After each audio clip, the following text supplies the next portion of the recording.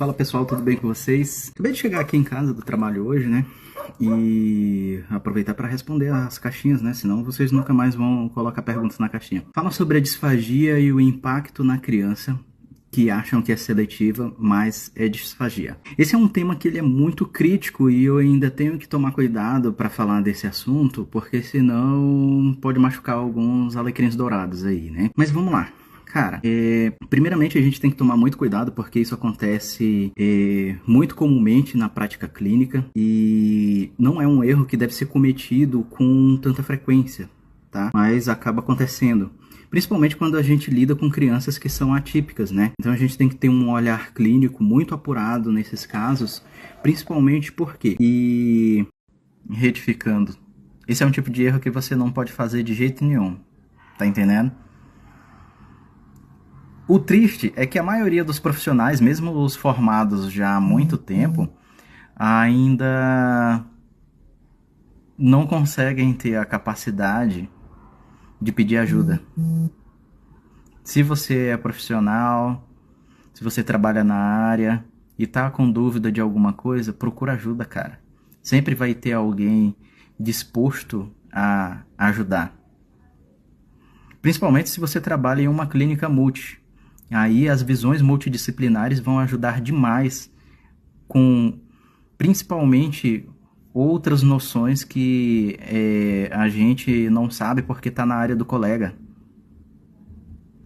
Procura sempre ajuda quando você não sabe lidar com o caso. Beleza?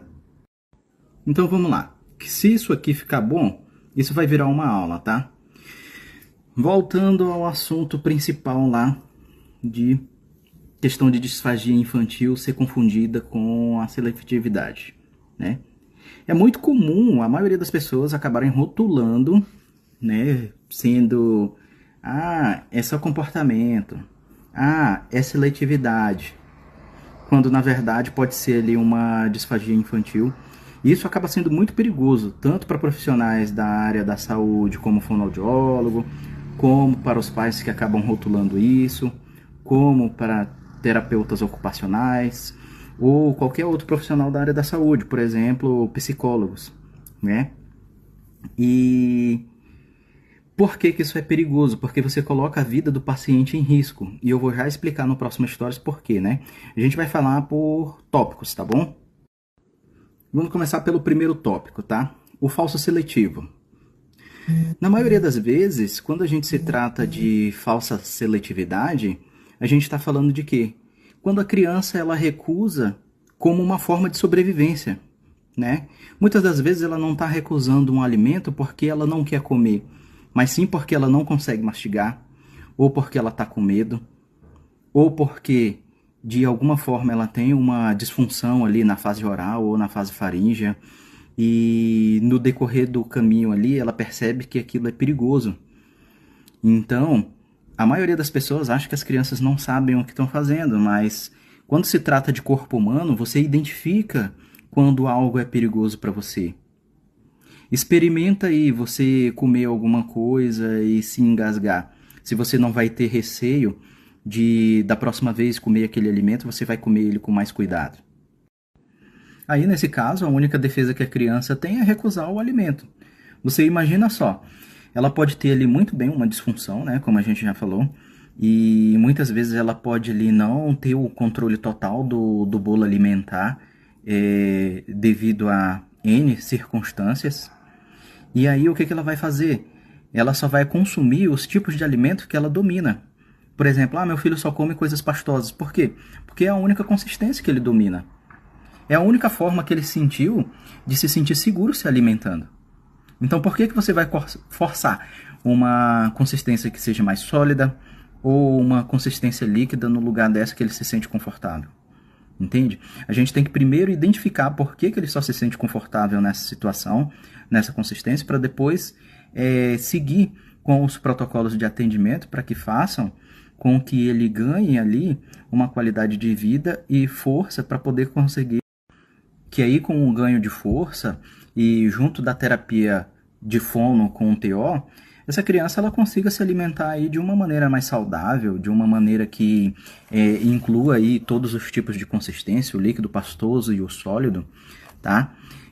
Mas na maioria das vezes é só uma proteção.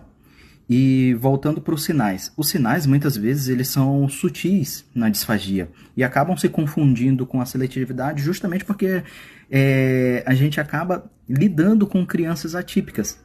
Na criança típica é um pouco mais fácil, mas mesmo assim ainda dá muito trabalho de fazer essa identificação, porque os sinais ali eles vão acabar percorrendo um caminho que é uma linha muito tênue entre a seletividade e a questão da disfagia infantil. E geralmente as crianças atípicas, elas têm os dois ali caminhando juntos.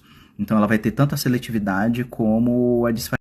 E aí, galera, é onde começam os erros, tá? Muitos profissionais, eles vão focar apenas no comportamento e vão se esquecer da biomecânica. Pô, se ele só come pastoso, né? Eu vou considerar que ele tem ali uma rigidez comportamental. Mas muitas das vezes pode ser apenas uma fadiga, uma falta de controle da língua, uma incoordenação para comer alimentos sólidos ou alimentos mais líquidos. E aí é onde entra, né, a questão de a gente saber a anatomia, né? Como é que eu vou fazer que essa criança coma um alimento mais sólido se ela não tem ali uma força em região de mandíbula, se ela não tem uma boa abertura ali de boca, se ela não tem um controle da língua, se o palato dela está hipofuncionante? Como que eu vou cobrar isso da criança se, mecanicamente falando, ela não consegue executar esse comando? E aí a gente acaba indo para os outros sinais, né? Que talvez sejam percebidos ou não. Mas isso aí depende muito da família, né? Se a família realmente faz esse acompanhamento da alimentação da criança, por exemplo. Ah, meu filho está demorando muito a comer. Mas será que ele está demorando a comer porque ele não tem um controle ali do bolo alimentar? Muitas vezes os pais vão dizer que a criança não tem apetite, mas pode ser uma dificuldade de organização da língua para manipular esse bolo alimentar, certo? E outra coisa também, pode ser estase de resíduo, né? Tá sobrando resíduo ali dentro da boca da criança, ela não consegue engolir tudo de uma vez só, então ela vai fazer várias deglutições ali seguidas para poder tentar limpar essa cavidade oral. E aí é onde moram os perigos, né? Porque se ela não tem todo esse controle, a gente pode acabar desencadeando aí diversos tipos de problemas, né? Que a gente tem que sanar ali através das avaliações. Outro ponto na alimentação das crianças que é muito comum e às vezes passa despercebido, né? O cuspir a comida. Muitas vezes é visto como um mau comportamento. Mas às vezes pode ser simplesmente ali a criança que não consegue desencadear o reflexo de deglutição. E aí podem acontecer por N causas, né? Textura do alimento, aí pode acontecer por questões de volume, principalmente, tá? Às vezes enfiou uma colher muito grande na boca, ou aquele alimento ela não está acostumada a comer, então tem que fazer ali várias vezes para que a criança goste de se alimentar com aquilo.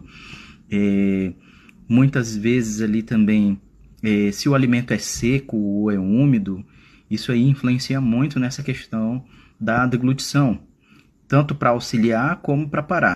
Tá, Adrian, mas depois de tudo isso, qual que é o impacto desse erro de diagnóstico para as crianças, principalmente, né? O que acontece? Quando a gente tem uma criança que, na verdade, ela é disfágica ao invés de ser seletiva, você acaba ali forçando a alimentação dela e podem acontecer 3 grandes problemas ali, né? O primeiro deles é principalmente a aspiração silenciosa, né? A maioria das crianças, elas ainda não têm ali o reflexo de tosse, tosse forte, de uma forma que consiga fazer a limpeza de qualquer alimento que consiga ali extravasar para questão da região do pulmão, né? Então, devido a essa tosse fraca, pode acontecer ali a aspiração silenciosa,